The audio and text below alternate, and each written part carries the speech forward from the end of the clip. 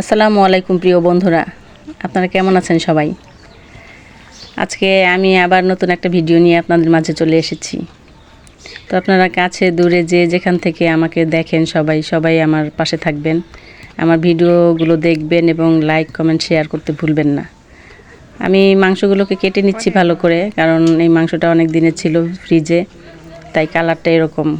মাংসটা তাজা না, তাজা থাকলে একটু লাল লাল দেখা যেত। যা বলছিলাম বন্ধুরা, আপনারা একটা ফলো করে সব সময় আমার পাশে থাকবেন আর আমাকে ভালোবাসা দিয়ে আমাকে কাজের অনুপ্রেরণা জাগিয়ে দিবেন, যাতে আমি সব সময় আপনাদের জন্য ভালো ভালো ভিডিও তৈরি করতে পারি। আর এমনিতে গ্রামে থাকি, গ্রামের বাড়ি, সেজন্য আমার কিন্তু ভিডিও এডিট করতে অনেক কষ্ট হয়। অনেক সময় চারপাশ থেকে বিভিন্ন শব্দ আসে, তারপরেও কষ্ট করে করি যাতে আপনাদের ভালো লাগে ভিডিওগুলো দেখতে। আমি এখানে কিছু আলু কেটে নিচ্ছি, কারণ খিচুড়িতে দেওয়ার জন্য কিছু আলু দিলে ভালো লাগে। পেঁয়াজ, কাঁচামরিচ সব কিছু কেটে নিয়েছি। আর আমি সব সময় গরুর মাংস সব মশলা দিয়ে মাখিয়ে তারপরে রান্না করি। এইভাবেই আমি আজকেও বসিয়ে দিয়েছি মাংসটা। আর এখন খিচুড়ির জন্য পাতিলে তেল নিলাম।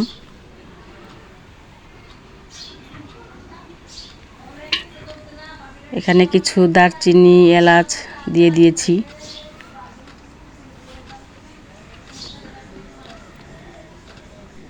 একটু আদা, রসুন এগুলো বাটা দিয়ে দিলাম। একটু ভালো করে ভেজে নিচ্ছি যাতে কাঁচা গন্ধটা না থাকে। আমি চালের সাথে আগে থেকে সব মশলা সুন্দর করে পরিমাণ মতো দিয়ে রেখেছিলাম। আলু, ডাল, ময় মশলা সব কিছু একসাথে দিয়ে রেখেছিলাম। দিয়ে আমি এখন ভালোভাবে চালটাকে কড়াইয়ের মধ্যে একটু ভেজে নিচ্ছি। এবার পানি দিয়ে দিচ্ছি। যেহেতু খিচুড়িটা নরম রান্না করব, তাই একটু বেশি করেই পানি দিতে হবে। আমার খিচুড়িটা হয়ে গেছে বন্ধুরা। তো নরম খিচুড়ির সাথে গরুর মাংস খেতে অনেক ভালো লাগে। ভুনা খিচুড়ির থেকে আমার কাছে এই মাংসটা আর এই খিচুড়িটা খুব বেশি ভালো লাগে।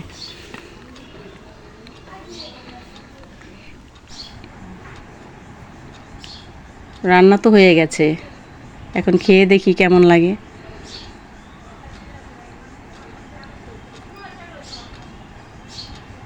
তো খিচুড়িটা কিন্তু খেতে বন্ধুরা অসাধারণ হয়েছিল।